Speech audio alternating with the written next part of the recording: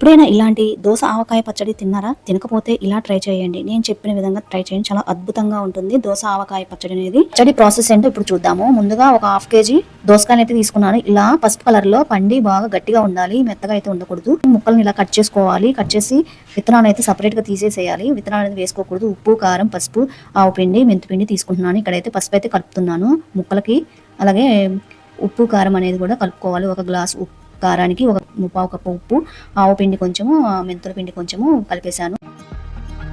Oil అనేది పోపు పెట్టుకోవాలన్నమాట. ఆయిల్లో ఎండుమిర్చి, ఆవాలు, జీలకర్ర, ఇక వెల్లుల్లి దంచి వేసుకోవాలి. ఇప్పుడైతే ఈ ముక్కలకి బాగా పట్టేటట్లు ఇలా కలిపేసి పెట్టుకోవాలి. ఉప్పు, కారం, ఆవు పిండి, మెంతిపిండి కలుపుకొని ఇలా పెట్టేసుకొని అవి చల్లారాక, ఆయిల్ చల్లారాక వీటిలో కలుపుకోవాలన్నమాట. ఇప్పుడు ముందుగా కలిపి పెట్టుకున్న మిశ్రమాలను అయితే కలుపుకోవాలి. ఒక 1 డే ఇలానే వదిలేసేయాలి మూత పెట్టేసి. ఒకప్పుడు మన అమ్మమ్మ కాలం నాటి ఈ పచ్చళ్ళు అయితే ఒకసారి అయితే ట్రై చేయండి, చాలా బాగుంటుంది టేస్ట్. నెక్స్ట్ డే ఇలా వస్తుంది అనమాట, ఆయిల్ అనేది పైకి వస్తుంది.